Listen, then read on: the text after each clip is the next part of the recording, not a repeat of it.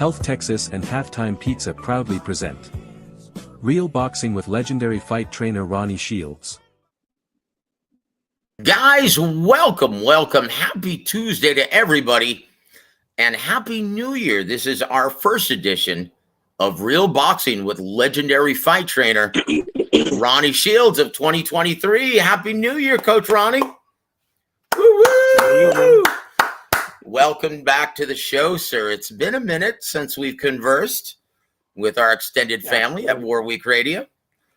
How was your vacation, brother? Oh, man, vacation was great.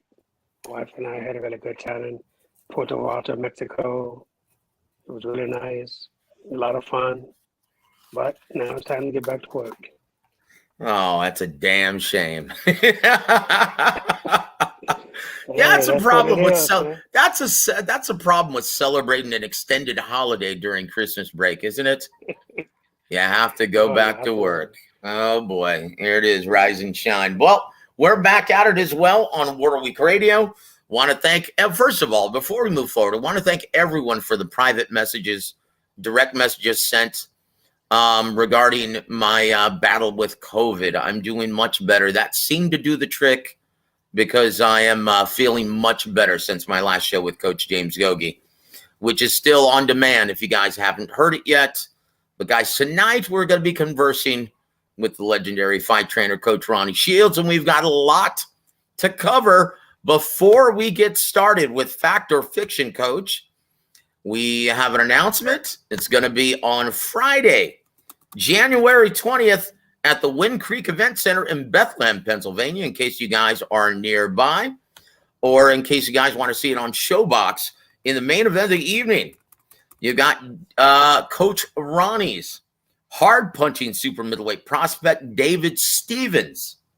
He's going to be in the main event of the evening, taking on undefeated Sean Hemphill, right? Yep. Coach, is your man excited to finally get a live body in the ring? My goodness. Yeah, well, this fight was supposed to happen a couple months ago, and Sean Hemphill got hurt. He got injured, and so they had to postpone it. But now that he's healthy again, now they put the fight back on. So, David is really excited. He's looking forward to it. He's training hard. So we're ready to go. Indeed. It's going to be a night of undefeated prospects taking on.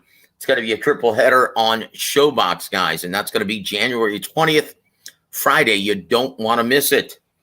It's going to be the night before the Cowboys beat the snot out of the Eagles, right? At the Lincoln Financial Center in Philadelphia. How do you like that?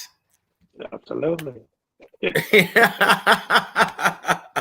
Oh, I tell you what, let's just hope Dak Prescott doesn't throw any more pick sixes in this game. Ching-ao. First, we got to get past Tom Brady as well this weekend. But guys, we're here to talk about boxing. We're going to get right into Fact or Fiction because we have a lot to discuss with Coach Ronnie. And guys, trust me, since we didn't get a chance to discuss this with him in December, we're going to get his thoughts all about Glovegate Part 2 with Terence Crawford and David Avanesian. We're going to get his thoughts on that. We're also going to get his thoughts on Frank Martin's brilliant performance over Michelle Rivera. But first, are we going to Fact or Fiction? Number one, Ronnie, are you ready, brother? Let's do it. Here we go. Now, look, these were specifically designed, these first four. I want you to actually verify or condemn these myths floating around on Twitter. And I just picked out the four most popular floating around. Can you say most popular or absurd made by fans on Twitter? And you can't make this stuff up, Coach Ronnie. Are you ready, sir? Here comes number one. Fact or Fiction? Hector Garcia took a dive against Tank Davis on January 7th in D.C., our nation's capital. Fact or fiction? fiction. Look, the kid got hit with some really good hard shots, but look, I mean, I understand why people said that, because you have to be a fighter in order to understand things that goes on. He got back to the corner. He said he couldn't see. It happens, it happens. So, I would never doubt the heart of a fighter, because it takes a lot of heart to get in there. So, and he was doing really well at the beginning, and took over, in the later rounds. So, he obviously got hit with some good shots. And I saw really a couple good left hands that he got hit with that would have stopped a lot of fighters. But when he went back to the corner, he said he couldn't see, so they had to stop the fight. I mean, that's what it is. Yeah, it's really dangerous. Obviously, we've all seen guys get busted up with a jab and seeing their eyes get shut when it gets swollen. We've seen broken orbital bones. We've seen thumbs in the eye. But very seldom do you see a guy get hit in the noggin and the side of the head, and all of a sudden it goes black. That's very rare, but that's very scary, Coach, because that's not just an eye issue. That's a brain issue. I've seen it happen in training with headgear on. So it happens. Wow. And like I say, with headgear on, it also happens. So, your brain is like a computer. You get hit, and you black out. It happens. It happens all the time. It's not something people don't talk about it. People don't talk about it, but in the sport of boxing, there's so much happens that people don't actually know happen, and and that's what it is. And so, obviously this kid, he was putting up a great fight. There was no quitting him. So, but when it comes down to something like that, and you're in the corner and you can't see, and you tell your trainer, hey, you got to stop this. I can't see. You have to do it. Last time we saw this on the big stage, we have to go several years back when Victor Postol fought Lucas Matisse on HBO, in which he hit him with a right cross as he was trying to close the distance. He fell like a sack of potatoes and was afraid to get up, and he was countered out. Yeah. And after the fight, he said, you know what? I couldn't see. Right. That's a scary, scary thing, Coach. Man, jeez. It happens. Like I said, it's not the first time I've seen it happen. And I'm pretty sure, 10 out of 10 trainers will tell you the same thing. It happens in the gym. It happens in the fights. And, but it is something that's not talked about. Well, it seems that the ones who are actually pushing this narrative are the same guys who are the biggest advocates, so to speak, for fighter safety. Guys, you can't have it both ways. No. Can't have it both ways, guys. Before I move forward, let's give a shout out to some of our good friends in the chat. We missed you guys very much on our time away.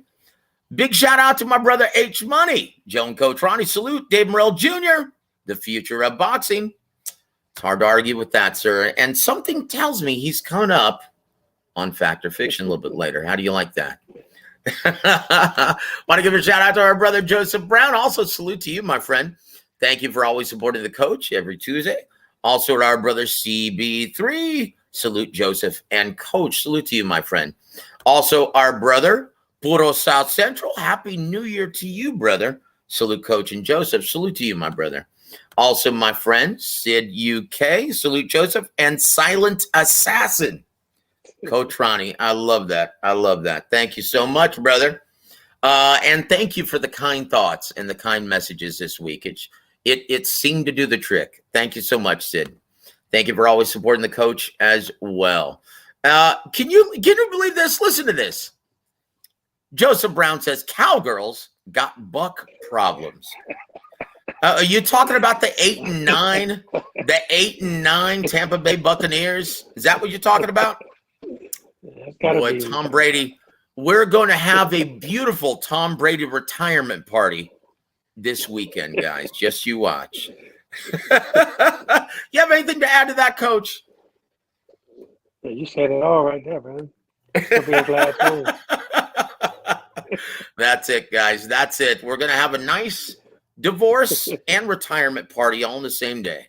How do you like that? Yes, I did say that. I also want to give a shout out to my brother, Peter Von Arts. Happy New Year to you too, brother. Good evening, Joseph and Coach Ronnie. It's good to see you too, my friend. Thank you for always supporting the coach every Tuesday. Also want to give a shout out to my brother, the Boxing Source. Thank you so much, James. If you guys haven't already subscribed to the Boxing Source on YouTube, what are you waiting for? Please go do so. JR's an excellent journalist, and he does great work over there. God bless you, brother. And he was at the event this past Saturday. Oh, and how did you like that? How'd you like that mix-up between Gary Russell Jr. and rapper Meek Mill? What the hell, Coach? Yeah, I saw that. That was crazy. What is the deal? And he called and told me about it. What is the deal with Gary Russell Jr.'s mouth? What's going on with that, sir? I have no idea, man. But it was his brothers too. I mean, it was all of them. They was all sitting right there, and all of a sudden it just went over. I think Tank even heard it. Yeah, he heard it and he stopped fighting. You know it's bad when the main event fighters they sit in the neutral corners and stop fighting. Oh boy, that was crazy. Oh geez. So before we move on, let's talk about that main event. Now, obviously, Hector Garcia, he was the massive underdog going into this fight, but you even said as much. This is a very, very smart fighter, very well coached fighter, very smart guy. But you stated that his willingness to sit in the pocket and trade was going to be ultimately his undoing, and it eventually was. Were you impressed with both their performances? Yeah, well,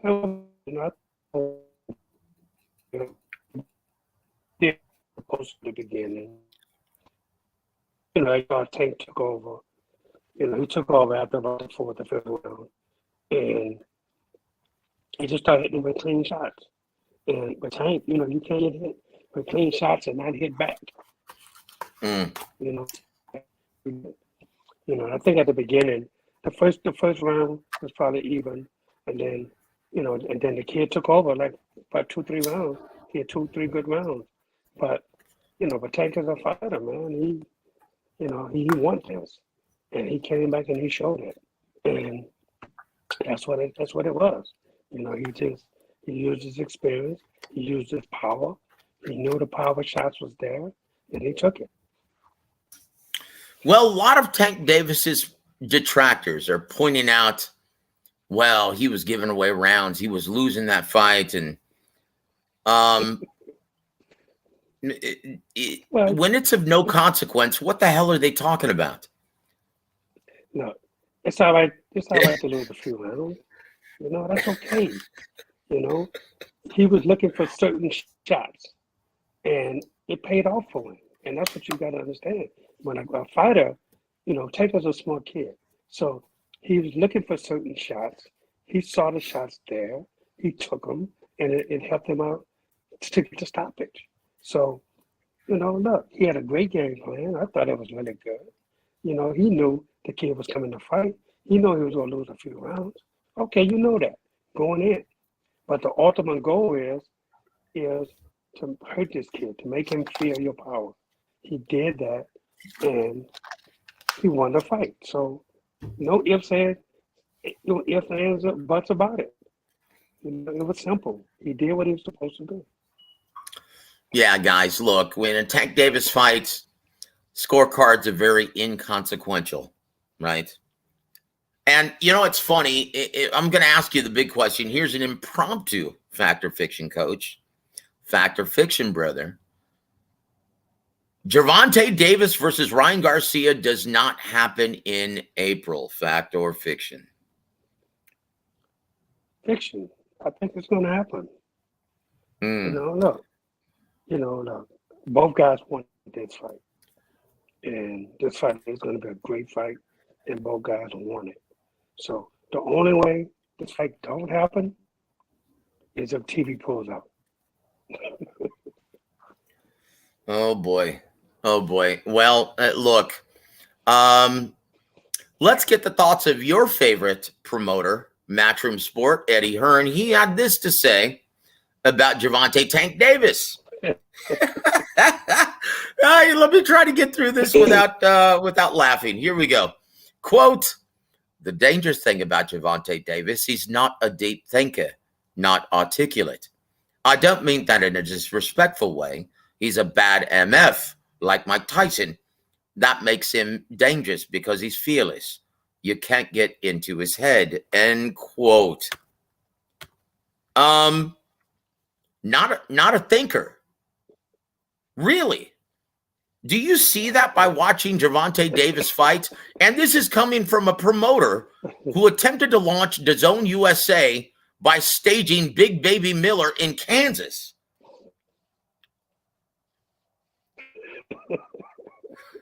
You can't make this stuff up, Coach. No.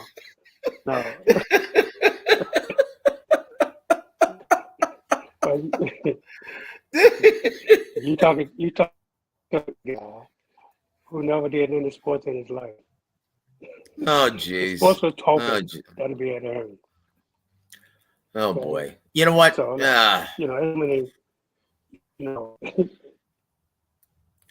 don't know they look before you can get involved in the business, but they still don't know what they're looking at. So, and look, it is what it is, man. People go criticize, but you know what? If he had the opportunity to sign Tank, his ass would be right there, pen and paper in hand. Boy, he'd be singing a different tune. Yeah, this is the most deceptively intelligent fighter on the planet. He's so smart. His skills are underrated. Yeah, we'd be hearing all that shit from the Geico caveman, or whatever, Gecko, whatever his name is. Look, Eddie, just stay in your lane, brother. Just try to pump up Liam Smith versus Bank Jr., brother. Just try to pump that up, man. Chingao. Oh my gosh. Let's move forward, guys.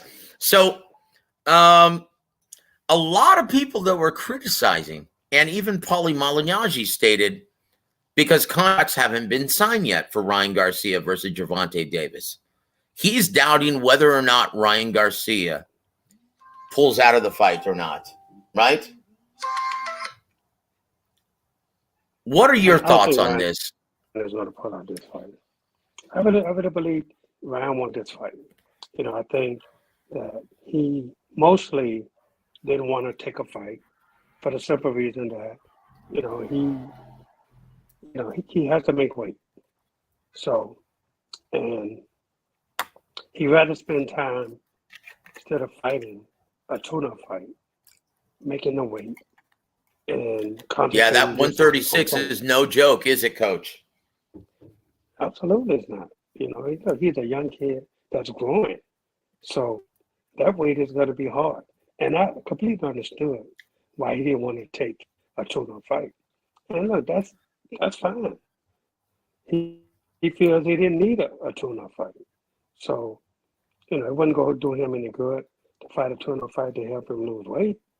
That wasn't going to do it to him because he wasn't going to fight.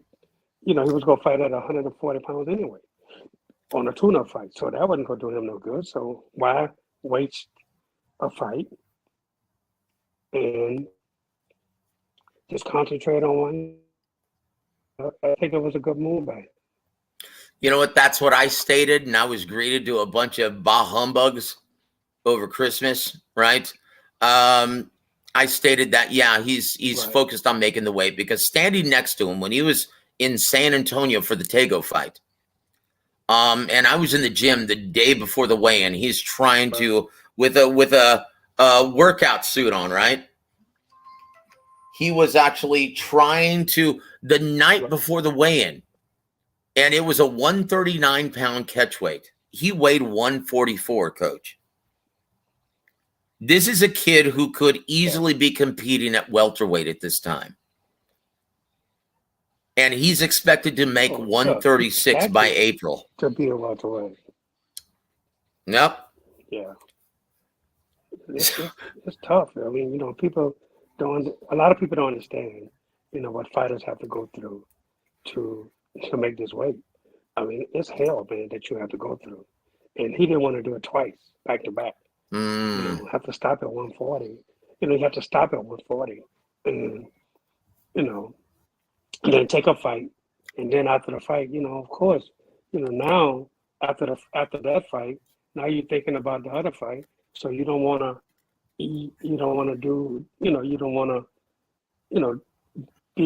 take a few weeks off, a couple weeks off to get ready for Tank. So he decided, hey, you know what? Forget this. I'm not going to take another fight. I'm going to just go ahead and concentrate on this weight and fight Tank. Simple as that. That's it. Look, guys, I've done PR work for a lot of fighters, right? Former champions even, right? And one guy who's going to remain nameless, right? The week of the fight, he was in misery trying to kill himself to make weight, to the point where his wife didn't even want to talk to him. He's like, yeah, I was like, you know, what's going on? No, I'd rather stay out of his way. I know him. I don't even want him to see me, right? I don't even want to be in his presence. And he was miserable all week, killing himself to make weight. That's what happens, guys. Oh, yeah. The week of the fight, they're in misery, coach. I know. Oh, without a doubt. But you have to know how, you know, been there, done that, you know. I know what to say to the fighter. I know what not to say, you know. And that's the only way you could be around there. You know, you can't be around a fighter who you know is struggling to make weight and, you know, start talking nonsense to them, because that doesn't bode well with them, you know. No. And, no. You know, but it's one of those things that fighters have to go through. You know, you know, some fighters are like jockeys, you know. I'm sure jockeys have to go through the same thing. That's it. Oh, boy. Want to give a shout out to my brother, Ryan from Boxing Gems. Guys, if you haven't already subscribed to Boxing Gems, please go do so at this time. He is by far the best boxing channel on YouTube. Well, besides War Week Radio with Coach Ronnie. What's up, Joseph? Salute, Coach. Salute to you, my friend. Guys, please go subscribe to Boxing Gems at this time. He does amazing work. Salute to you, my friend. Keep up the great work, brother. It's good to see you on the chat. Happy New Year, my friend. Also want to give a shout out to my brother, Juice, Dave Morrell, and Jamal Charlo, both led by the legend, Ronnie Shields. Salute, Coach and Joseph. Salute to you, brother. Thank you. Happy New Year, and thank you for always supporting the coach, my friend. Oh, geez. And Sid UK says, Tom Brady lost his wife and now his will to play after losing badly to the Texans. I don't even follow the sport and know that much. Don't hate, instead celebrate. That's easy for you to say, brother. I can't stand Tom Brady, who's 7-0 against the Cowboys. Chihuahua. Boxing Source says, James, Joseph, I'll talk to you about that after this show. Can't wait, brother. Can't wait to field your call this evening, my friend. We're going to talk all about what happened this Saturday between Gary Russell Jr. and Meek Mill. Russell Jr., what the hell are you thinking, Gary? Chingao. Maybe that has something, maybe his mouth has something to do with him not getting the fights that he wants. You think? You think, Coach? Or is that a stretch? That could be a stretch. No comment. That could be a stretch. Oh, jeez. Oh, gosh. I tell you what, let's move on to so I tell you what. So who has the edge? Obviously, Gervonta Davis. Before we move on, obviously Gervonta Davis is going to have the competitive edge according to the handicappers, making the line. I think it's going to come in as a 2 or 3 to 1 betting favorite. Would you agree with that? And why do you think he's the favorite going into this, Coach? I think he's going to be the favorite because he his experience, and plus he's been in bigger fights. And is it because Eddie Hearn's right and he doesn't think with the weight? Absolutely not. That is the dumbest thing I've ever heard in my life. So here's James. He has an impromptu guest factor fiction, if you will. He says Jermall Charlo, factor fiction. Jermall Charlo will be in the ring in February. Coach, factor fiction. Fiction. Damn it, Coach. Actually, he's starting back tomorrow. He's starting back with me tomorrow. Excellent. That is excellent news, Coach. But yeah, he's going through some personal things, and we wish, and our thoughts and prayers are with Jermall and his family right now. Our best wishes and our heart goes out to all of them. And we'll leave it at that. God bless you, Jermall. Hope you're doing well, brother. But it's time to get back in the saddle. We all miss you in the ring. We need to see you defend that WBC middleweight title. Yes, indeed. Number 2, factor fiction, Coach. Now, once again, going back to this, right, I have to put forth this disclaimer. This wasn't me coming up with these factor fictions. These were conspiracy theories made by the fans. And I'm not talking about our intelligent extended family members of War Week Radio. I'm talking about the Twitterverse. So here we go. Number 2, Coach. Are you ready, sir? Let's do it. Number 2, Jaron Boots Ennis was exposed by Karen Chukhadzhian. Fact or fiction? Fiction. Look, you don't say. People on the outside looking in don't understand that styles make fights. And sometimes, you're not going to knock everybody out. That's just pure facts in the sport of boxing. You're going to meet somebody who is going to be difficult to hit. The style is just giving you so many problems. It happens. This is why boxing is so competitive, because you're going to meet guys nobody ever heard of them. So they figure, you're supposed to hit them one time and you're supposed to knock them out. It doesn't work that way. This kid, was a good fighter. He had a lot of amateur fights. He was a smart guy, but he was just, his style was so difficult for Boots, and Boots won easily. But at the same time, you have to understand that this kid didn't want to get knocked out either. So he's going to put himself in positions that Boots, he wasn't ready for. Not that he wasn't ready for. There's different things fighters do that makes you really bad. And that style matchup definitely was a bad matchup for Boots. But look, Boots could have took an easier fight and went and knocked somebody out in the first round. People would have been happy. Oh, this guy is dangerous. This guy is dangerous. But it's just to show you that sometimes you meet people that you've never seen, never heard of. Nobody's ever seen this guy or heard of him before. Not the casual boxing fans. They didn't know this guy. But trust me, Boots didn't know who he was. They knew exactly what kind of fight it was going to be. So, the kid got in there and he didn't want to get knocked out. Simple as that. And he was doing everything he could not to get knocked out. Look, when you land less than 90 punches in a 12-round fight, what does that tell you?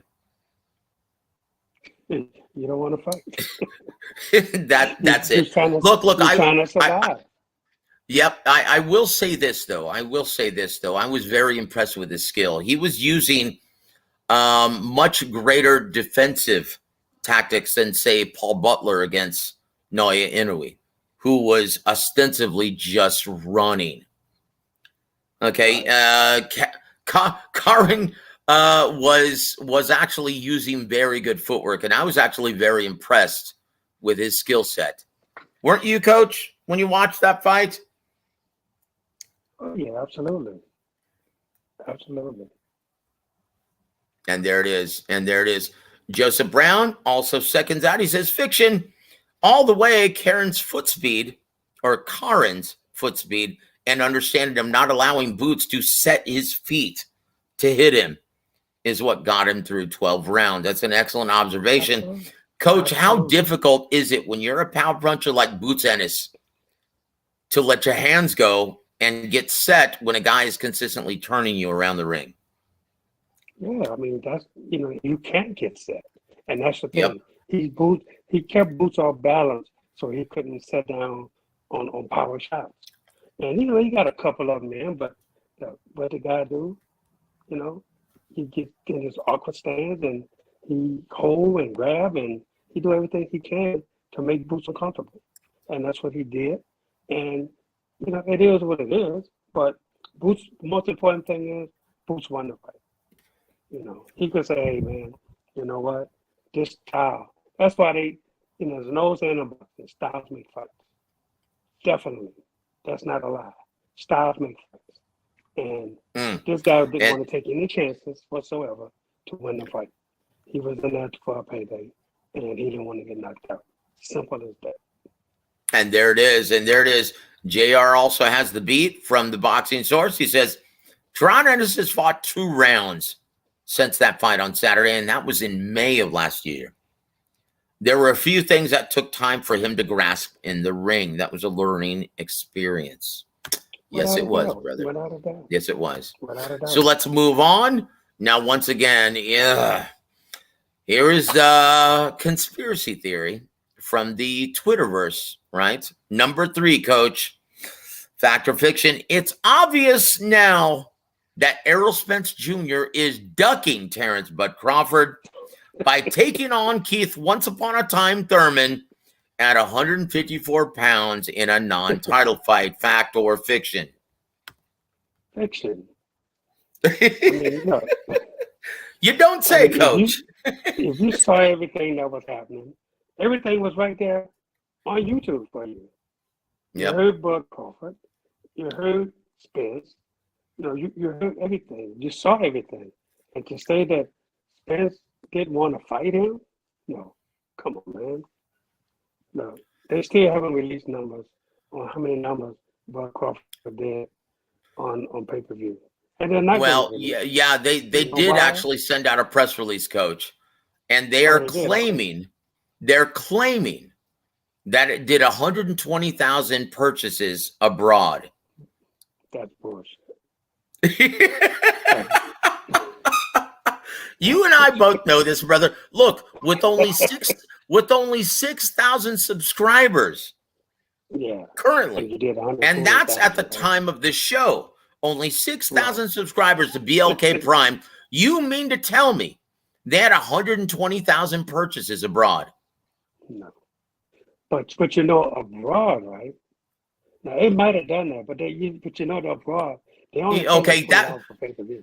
So, Coach, that would be the very first time then a fight takes place in Central Time, right, in the U.S., right? That it does more pay-per-view purchases in Europe than it does in America. Really, that's the first time, right, in history of pay-per-view.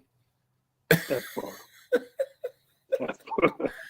And I know the opponent is from Europe. I understand that.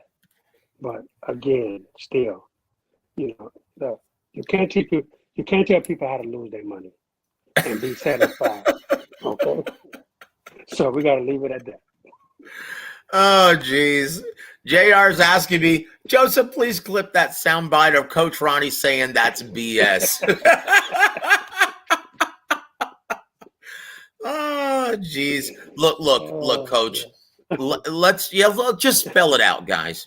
For anyone who's not keeping score, right?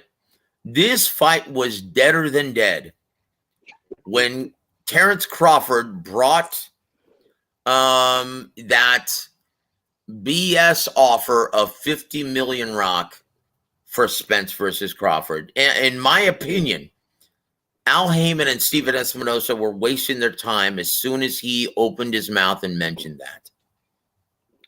Yeah. Am I wrong in making that assessment, Coach? No. Look, if Crawford really wanted to fight, right, then you're not going to beg for guaranteed money because your pay-per-view numbers was like shit. Yep. You can't money guaranteed and you didn't do anything pay-per-view, you know? And I understand these people from BRK Prime, they want that fight now, you know, because they got to try to recoup some money back if they had to pay him $10 million, okay? So, you know, it's, you know, they just figure, hey, Spence and Crawford would do great and they can make some money back. But look, a loss is a loss is a loss. Don't be surprised if in a month you see them falling for bells again. Oh, wow. Well, I will say this. I'm still trying to figure out their end game of BLK Prime.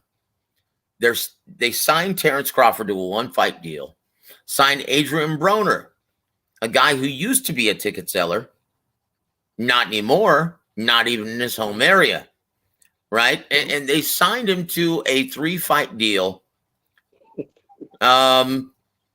What's their end game? Who do they hope to work with? Are there enough ticket-selling free agents for them to work with in the sport of boxing at this time? Not top tier, no. What are they hoping to accomplish here? I don't know. I think everybody's trying to figure that out. You know, but look, they're going to find out again that, you know, Adrian Broner is not going to do nothing on pay-per-view. I mean, absolutely nothing. You know, and if they are paying these guys a guarantee, then they got to be, you know, they got to like to lose money. Put it that way. Wait a minute. So you're not champing at the bit to see Ivan Redcatch face Adrian Broner? I'd rather watch my dog fight. Oh, my word. I'd rather see Gary Russell Jr. versus Meek Mill. Come on now. Yeah, absolutely. Jeez. And I'll train Meek Mill. Now that I'd pay to see.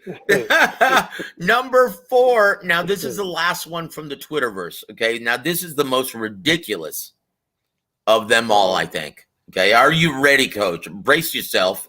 Buckle up, brother. Here it comes. Oh, let's do it. Fact or fiction?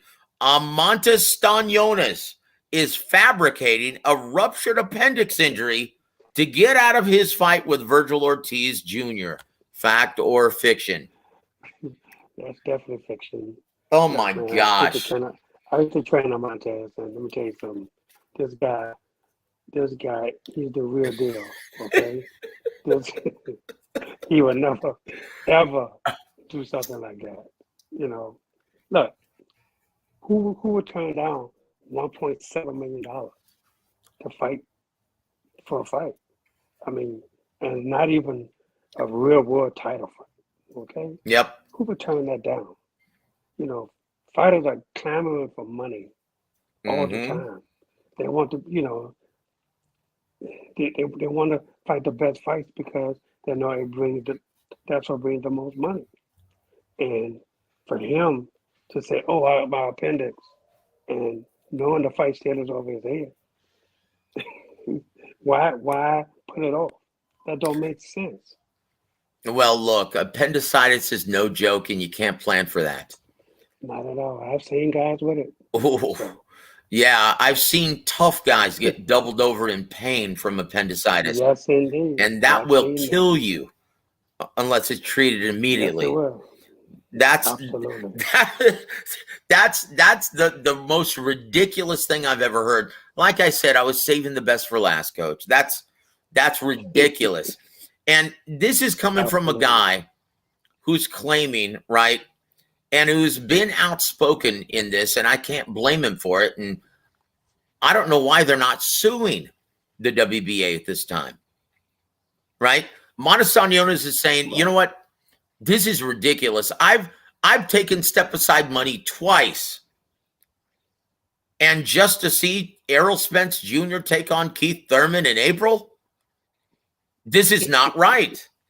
And he's got a legitimate beef. Oh, he does. And he really absolutely does have a legitimate beef. You know, and, you know, I mean, some things just don't make sense in our sport. You know, sometimes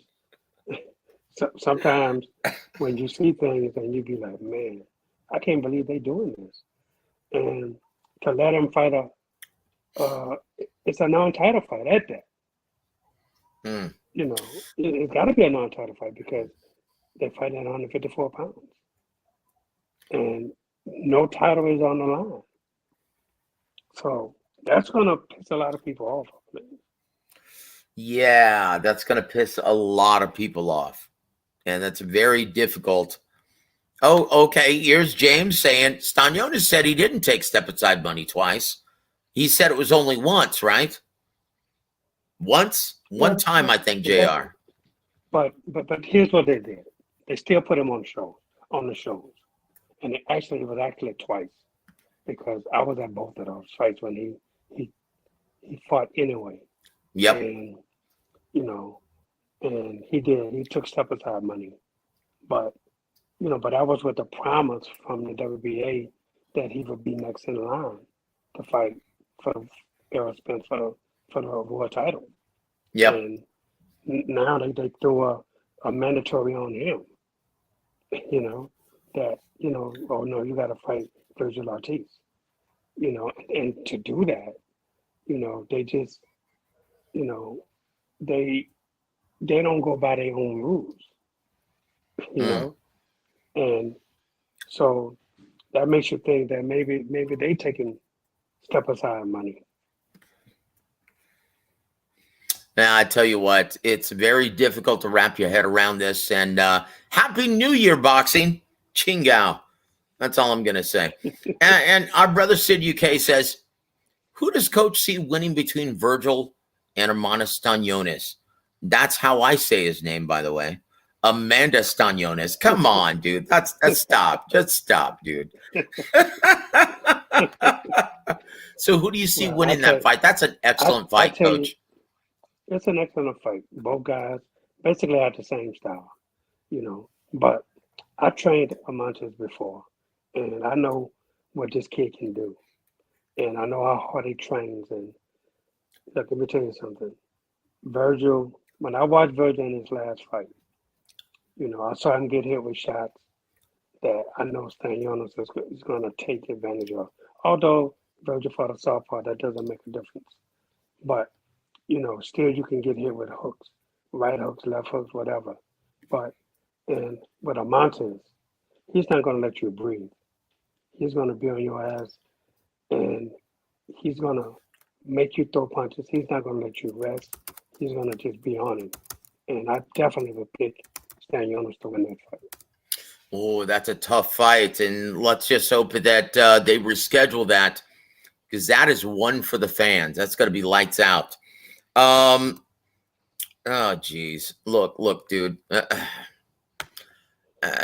Geez. I'm going to post this, right? And this is just nonsense from brother Thor.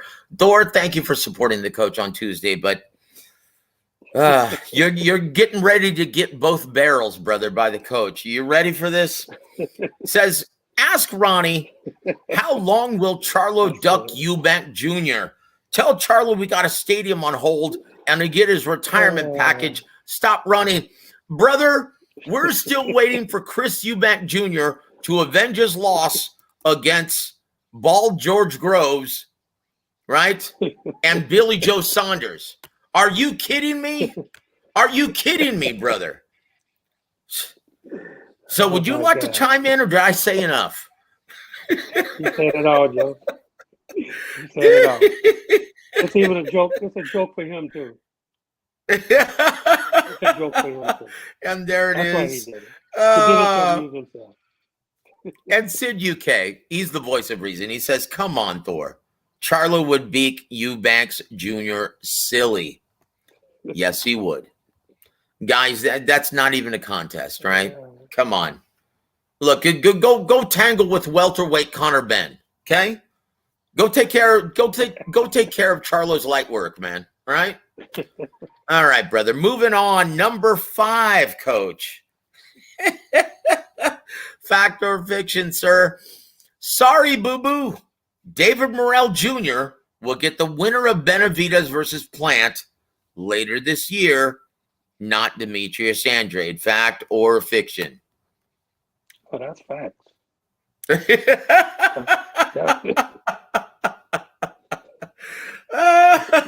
Look, and our brother Jamil from Philadelphia, he always does great work, man. He had an interview with Samson Lukowitz, right?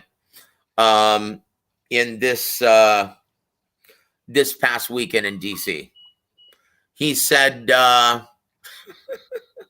he claims that there was a contract for a fight with David Benavidez versus David Morrell Jr.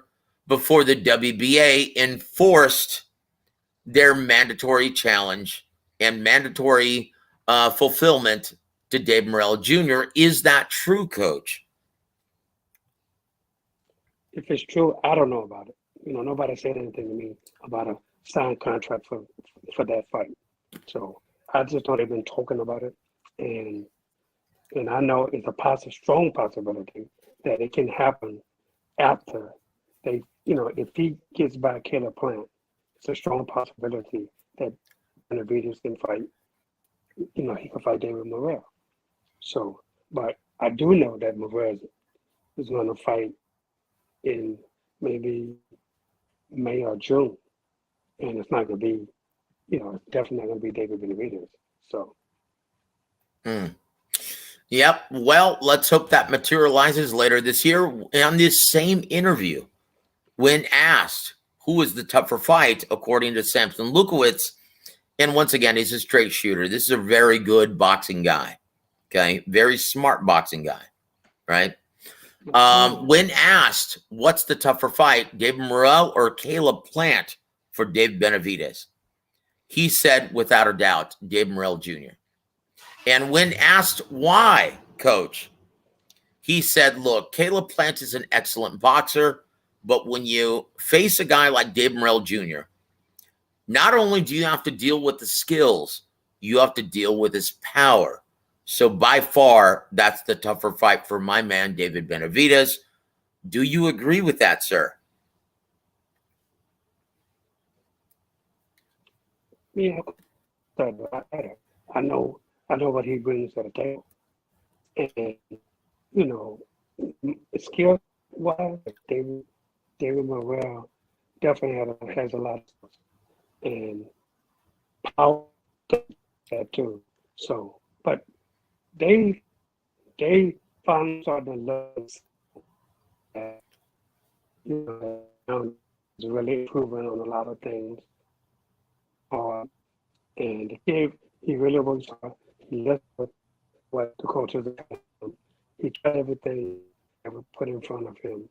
And they see that now. They see that this fight couldn't happen when I first started training him. But now they see they see a lot of things that David has improved on and is improving on. And they know he's going to be a hell of a tough fight for anybody, not just David Benavidez. Mm-hmm.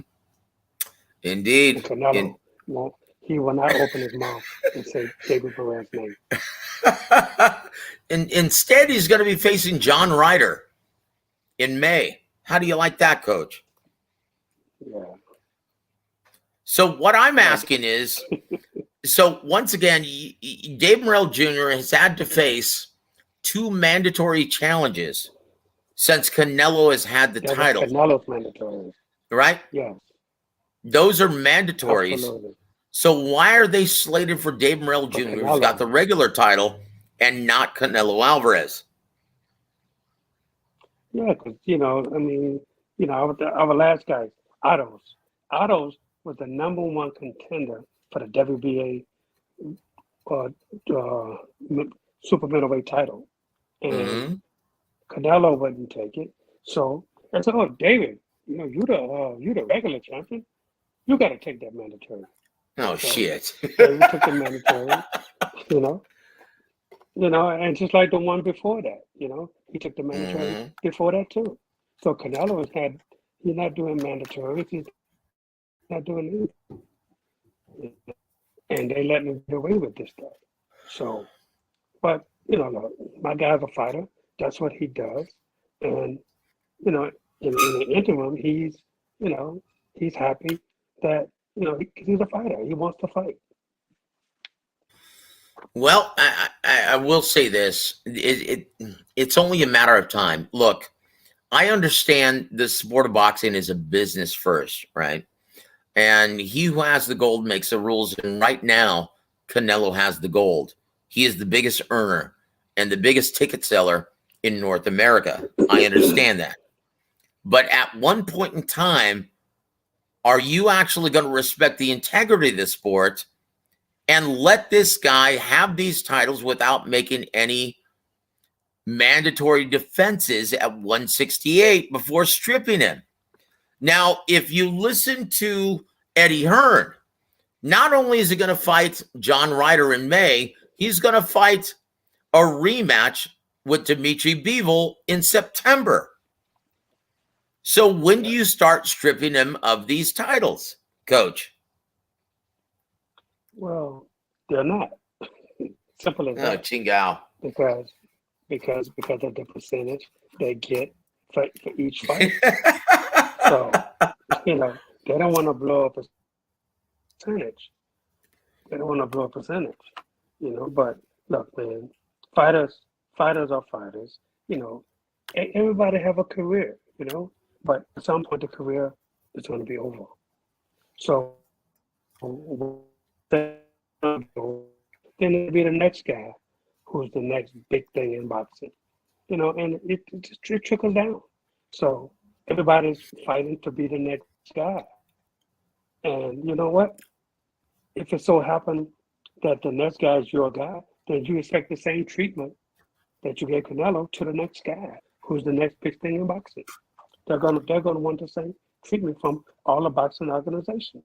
So, and we'll see what happens. Yep, the truth always reveals itself in time, and we'll find out what happens in 2023.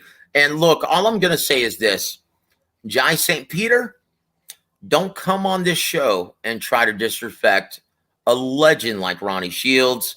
I'm gonna block you so you can kiss my big Mexican ass. Okay? That's all I'm gonna say.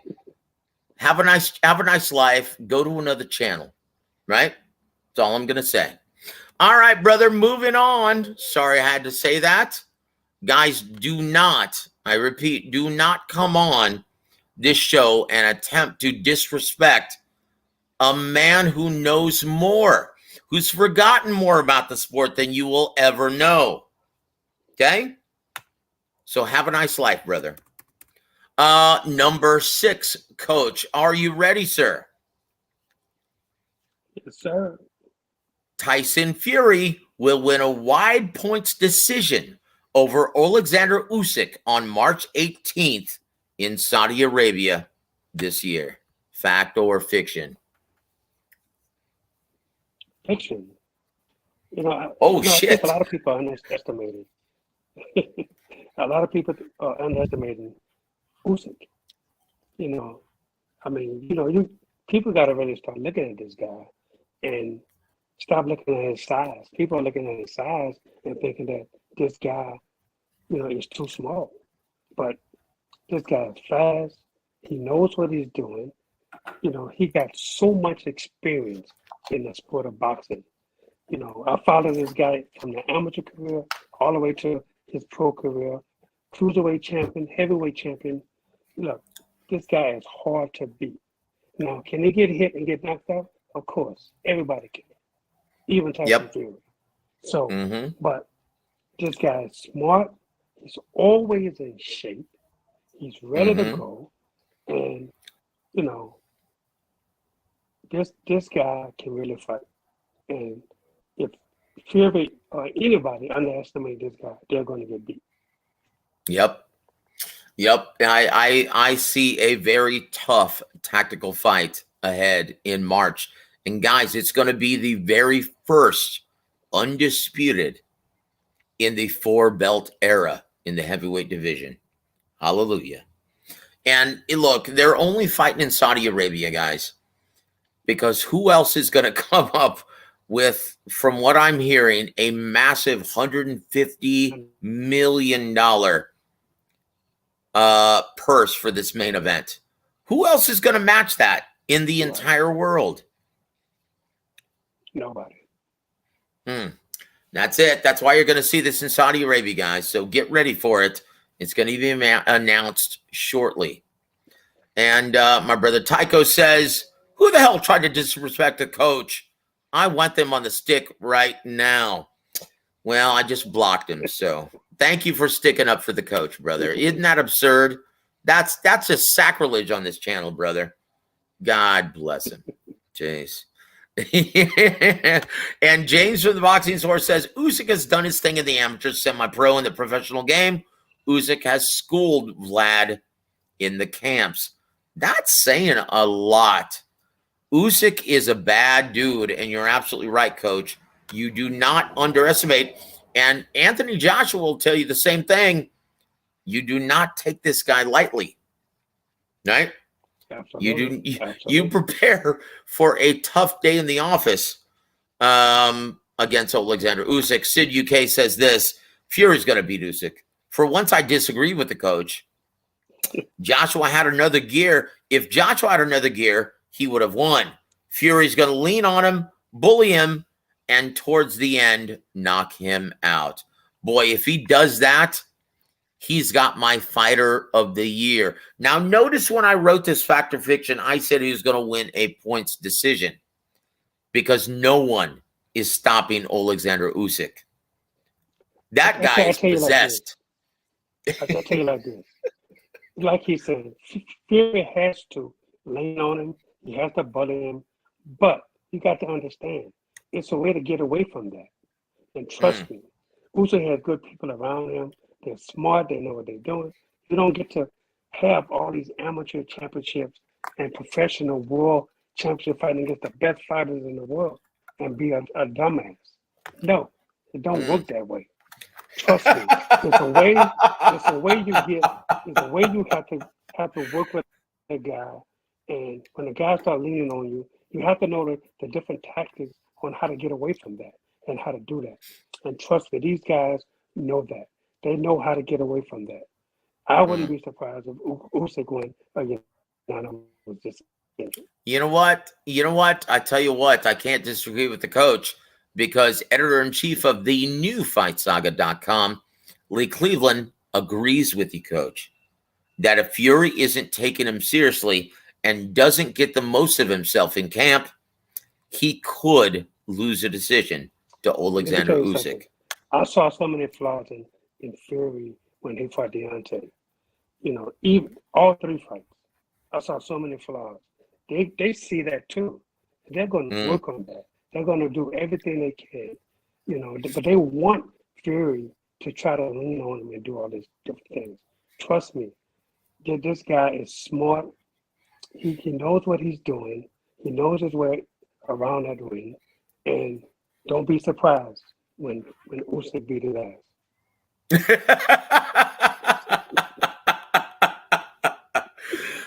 You're a legend, Coach. I love it. Guys, we can't see it soon enough. Expect the announcement very soon from Top Rank and Frank Warren. That's all I'm going to say. My brother Adam Steele, welcome to the show, sir, and thank you for supporting the coach on this fine Tuesday evening. He said, what are Ronnie's thoughts and prediction for Efe Ajagba against Stephen Shaw? And when can we see Efe Apochi again?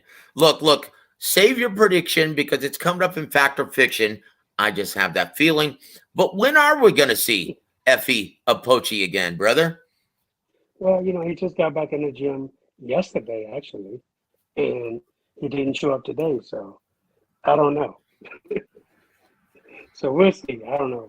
Hopefully we can get him something within the next couple of months. Tell you what, I love Efe, man. He's a great dude. He's so much fun. So Sid UK says this, Fury is taking him seriously. He's a character, but humble enough to listen to his coach, Sugar Hill. He'll make sure he wins. Plus, it's Saudi, so the cards will favor him. Well, we'll see what happens. But, yes, you're right about one thing. Sugar Hill will have him in shape. I love Javen. He's my brother. And he is one of the most underrated trainers in boxing, even at this point, right? But you got to listen to the coach. You've got 5 decades of experience talking to you right now, brother. So next one, coach, number 7, Fact or Fiction. Anthony Joshua will take on Filip Hrgovic on April 1st, accompanied by his newly appointed head trainer, Derrick James. Fact or fiction? Fiction. Oh, boy. Joshua's going to fight some bum from Australia. Oh, geez. Well, you know what? That's probably what he needs, though, isn't it, Coach? Oh, look, I don't disagree with it, but it's funny how, they let these guys get away with certain things, right? He's one of the top fighters in the world, and then he don't fight a guy in the top 10 to move himself up in the ratings. He goes and then they start to match him up with somebody who's undefeated, mind you, 22-0, and the only people that know him is his parents. Oh, geez. His name is Dempsey McKeon. He's 22-0. Yep. And look, I've done all my intel on this kid, and far be it from me to cast any aspersions on any fighter, right? But he's tailor-made. Even though he's a southpaw, he's tailor-made for Anthony Joshua in that straight right hand. That's it. Joseph Brown says McKeon is an old sparring partner, and that says it all. That says it all. That says it all. Dempsey McKeon. Well, congratulations, brother. You just got a nice payday. Adam Steele also says Apochi Glanton was one of the best fights I've seen in years. Efe owes you 10 press-ups for the no-show today. Thanks for the answer. It's going to be 20. It's going to be 20. There you go. He goes, okay, Sid says, he retracts. He says, I don't want no trouble from Coach Ronnie. I respect him. Joshua is probably going to fight the Aussie bum. It's sad, but he's mentally done, in my opinion. Coach, now, look, you're such an affable, good guy. You don't get pissed about anything, so I'm about to get pissed for you. Like you told Anthony Joshua at this time last year, you need to cut out all distraction. Come and train with me at the States. I'll get you best prepared for Oleksandr Usyk. But you need to come and train in the States. Leave that comfortable environment in the UK. Come train in Sugar Land, Texas. And he turned you down. So what does he do now after getting his ass whooped? He comes to the States. Like, that pisses me off, man. I'm like, dude, why would... Now, once again, Robert Garcia as great as he is, he's a great guy and a very good trainer, but he doesn't have heavyweight experience. Correct me if I'm wrong, Coach. Derrick James, former fighter, just like Robert Garcia, also doesn't have heavyweight experience. Okay, I'm going to say it, Coach, because you're not. What the hell? What the hell, brother? What's going on here? What happened? Well, look, it's a thing, right? You have to understand, although, these guys don't have heavyweight experience, but still, it takes more than 12 weeks to train a guy to get him to do what the thing that you think he should do. Okay, that's number one.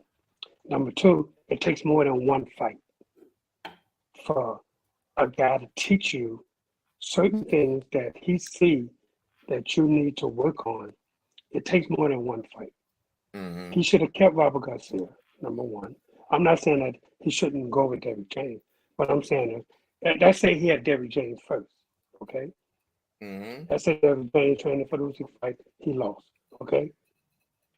I would say keep Derrick James because you still got to keep learning what this guy's trying to teach you. It takes more than one fight in order to get the style down that, that this trainer is trying to get you. He see things that you need to work on. So you give him 12 weeks and that's it. And then all of a sudden you get rid of him. So what's going to happen in this fight? Suppose he go into this fight and he loses. Of course, the career is over if you lose to a guy that you get rid of the fight. Okay, that's number one. Number two, suppose he doesn't really good at all. What do you do? Do you get rid of Derrick James and I give him an opportunity to for you guys to match together? It takes more than one fight for any trainer, I don't care who it is, to get you to do the things that he knows you're supposed to be doing inside of that ring. And all of a sudden, you come and say, well, I'm gonna go try the next guy now. Then, all of a sudden, you went from one trainer for your whole career to 10 trainers in your career. That really looks bad. Yep. It looks bad on the fighter. It looks bad on the fighter because he's not giving the trainer enough time to work the kinks out. You got to work the kinks out before you do anything. And 12 weeks is not enough time for anybody. I don't care who you are. So, two pieces of advice that you gave him, right? That he didn't listen, but is now doing, right? One, you said you need an interim fight before taking on Oleksandr Usyk in a rematch. Yep. Two, Definitely. you need to leave that comfortable environment and come train with me stateside. Two, he's doing both of those things that you told him a year ago, Coach. Yep. This is why I'm pissed off. And of course, you're not going to say anything because you're a good dude. But me, I'm a loudmouth. I'm going to say it. Anthony Joshua, listen to the guys who have been through this already, who already know. You've got 5 decades of experience talking to you. Put your ego aside and listen. It would do you some good. That's all I'm going to say. Moving on. Fact or fiction, Coach? Number 8. Oh, boy. I think we already went through this. I'm going to say it again, though. Gervonta Davis versus Ryan Garcia will not happen as scheduled in April of this year. Fact or fiction? I say fiction. Yep. But now, Coach, once again, we'll find out a lot more after February 16th, right? That's Tank Davis's date with the district attorney in Maryland. Another one, right? Yeah. Oh boy. This is tough. This is tough. And so once again, the reason why I'm saying that is the problem with the judicial system in the US is DAs are not seeking justice. they're seeking convictions. This is a problem when you're Gervonta Tank Davis. Yep. Do you see this? Do you realistically see this fight happening in April, Coach? You know, yeah, you know, it all depends on that court date, and you know, I don't know. You know, that's hard. It's hard to say because so many things can happen that's good for Tank, and so many things can happen that's bad for Tank. So, you know, you got to flip a coin on that one to see which way it lands. Yep. I tell you what, we'll find out more after February 16th. We're at the tail end of the show, Coach. Number 9. Oh, this is a funny one. I've seen this from a lot of Twitter boxing fans from the UK. And I don't know if I can finish this thought with a straight face. Here it comes. I'm going to do my best, brother. Fact or fiction, Anthony Yarde will pull off the massive upset on January 28th by knocking out Arthur Beterbiev in London. Fact or fiction, sir? Yeah, that's definitely fiction. He'd be lucky they find his eyes after this fight. I always go back to immediately following, and once again, Anthony Yarde was in attendance for Arthur Beterbiev's last fight, right? The unification bout with Joe Sixpack, whatever his name is. My apologies, I can't remember his name right now. He said Arthur Beterbiev is slow, and I'm going to take advantage of his deficiency. And someone said that to Arthur Beterbiev after the fight, and he said, "What?" He said, "I'm slow." And he just gave this Clint Eastwood look and said, "Okay. You know what, brother? I fear for Anthony Yarde in this fight. I do. I really do. In front of his friends, his family, his hometown fans in London, England, this is going to be a potentially scary endeavor for Anthony Yarde. If he thought King Arthur was tough, buckle up, brother. Buckle up. That's all I have to say." And Joseph Brown, I think before you actually voice your opinion, Coach, I'm going to quote Joseph Brown here. Thank you for once again hanging with us and supporting the coach, brother. He says, one of the biggest mismatches of the year. Do you agree with that, Coach? Yes, I do. Oh, boy. Ooh, Arthur Beterbiev is a bad man. Boy, his discipline, work ethic, skill set, punching power. Oh, boy. Now, I understand that Arthur Beterbiev is getting long in the tooth, but he doesn't show it in the ring. Have you seen any slippage, Coach? None whatsoever. Holy shit. All I see was bombs in both hands. Oh, jeez. Dude. That's ready to explode. I tell you what, Anthony Yarde, you're going to get it. You're going to get it, brother. January 28th, you're going to get it. Here's the thing, right? Anthony Yarde, he's a skinny dude, too.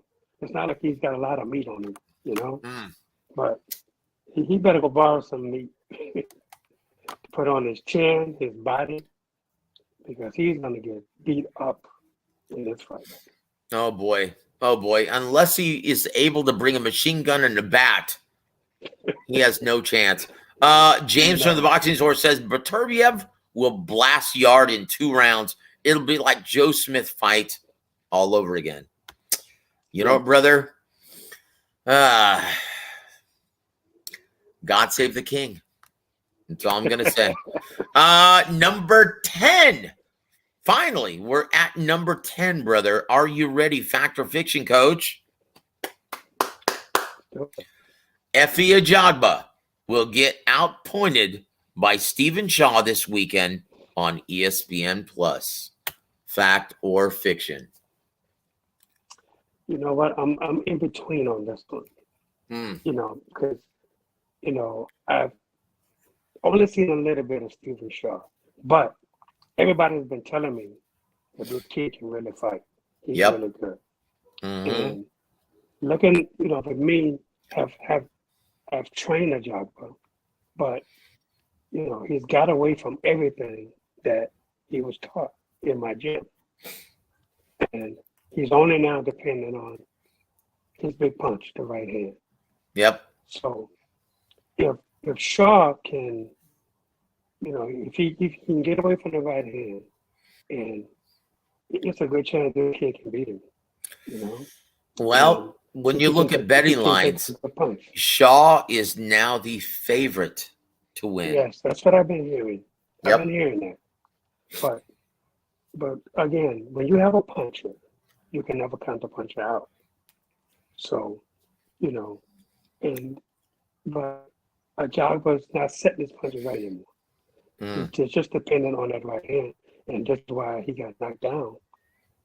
When he fought Frank Sanchez.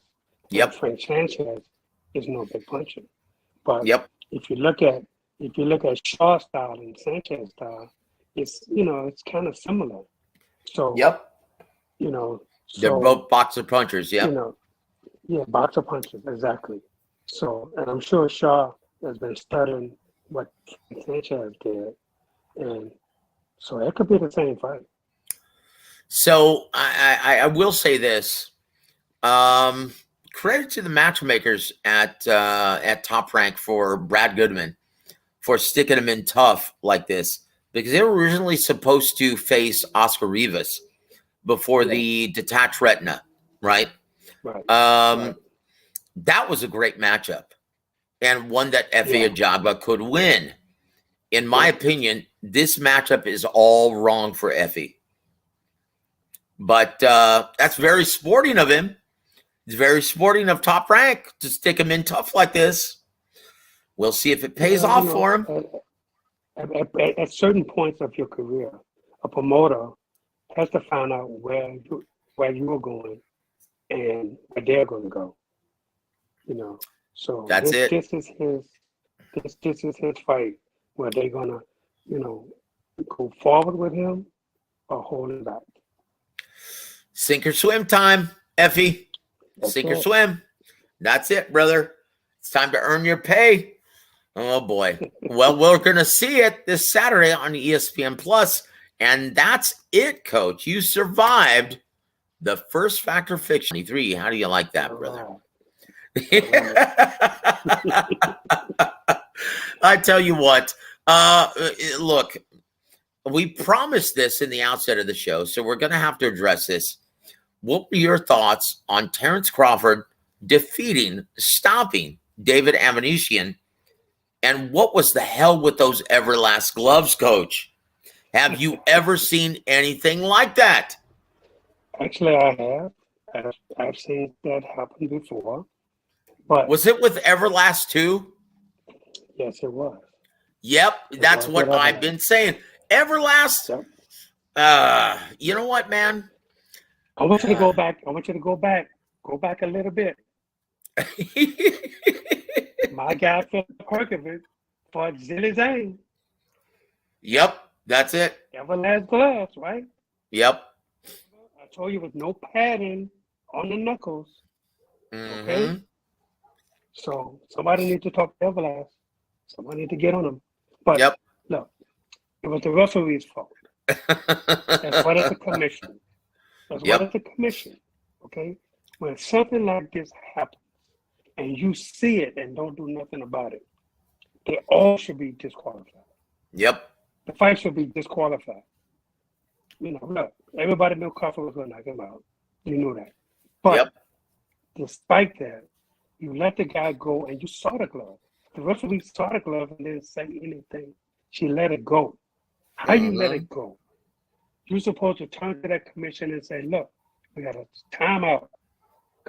Come bring the commission up. Let them see what's going on. And you didn't do that. How, that's irresponsible, because this kid could have really got hurt really bad. Yep. And, I don't know if they filed a protest. They did. They did. And they have legitimate beef. Yep. Yes, and all they need is a good lawyer. A good lawyer can get this overturned. Okay. And the commission, they need to fire themselves. Oh, yep. Is there any wonder? It makes Omaha look bad. Coach, is there any wonder why there aren't more big fights in Nebraska? Is there any wonder why Top Rank stopped dealing with the Nebraska State Athletic Commission when they had Terence Crawford? Look, man, you can't let this happen. It's crazy. Yep, that's unfair. Our brother Sid UK says that's unfair. The commission was out herding cows at the time. Yeah, you can make an argument for that. And our brother Brandon has the beat. Brendan, thank you for joining the show and thank you for supporting the coach on this fine Tuesday. He says, Everlast gloves are trash. They've been trash for years. Look, guys, they have stepped up their game, but I will say this, it's still a subpar product compared to Elvis Grant, right? You can't deny that. Look, everyone is still trying to catch up to Elvis Grant, his product. It's beautiful. And Everlast for years, before Elvis Grant branched out on his own, right? He left Cleto Reyes and started making his own gloves. So how were Everlast gloves before that, Coach? You think they're bad now? No, but coming up, I used to love Everlast gloves. Everlast had the best gloves to me. And I used to wear Everlast gloves all the time. Absolutely. Everlast was the best gloves. When I was coming up, they were the best gloves. I used to love their gloves. But then Reyes came in, and Reyes did a whole 360 with their gloves, and boom, then everybody started wearing Reyes gloves. Yep. But now, so many people are saying, look, man, I don't want no Everlast gloves. Everlast gloves are trash. People are really, fighters are really talking bad about Everlast gloves. Man. And I tell you, man, I was so pissed off when I was in Saudi Arabia with Filip Hrgovic about the gloves that his opponent had. Man, and not only did they have no pattern on the knuckles, they was underweight. So come on. Oh, jeez. And I hate to talk about that. I really, truly hate that because Everlast used to be the best. They used to be the best. And man, now, I got to say that it was. Yep. They without a doubt, Coach. And once again, you're speaking, you have experience dealing with every glove manufacturer, right? And you can say without a doubt, it's a subpar product at this time. That's it. Oh, it is. And you're not the only one, Coach. You're not the only one. I know. Trust me. I know. Oh, jeez. So Joseph Brown points out, hey, be careful, Coach. Crawford fans will call you a hater. Oh, boy. Okay. Look, I have no fighting. I have no one fighting in that race. So here's what it is. I just tell it like I see it. And there it is. That's why we love you, Coach. But with that said, we're already almost 90 minutes in. Do you have any parting shots for our listening audience, Coach? Keep watching Wild Week Radio, and you can follow me at official Ronnie Shields on Instagram. That's it. Guys, welcome back, Coach. You've been sorely missed, brother. We love you, man. So, guys, on behalf of the living legend, Ronnie Shields, I'm Joseph Aaron. You've been listening to World Week Radio. Have a great Tuesday evening, everybody.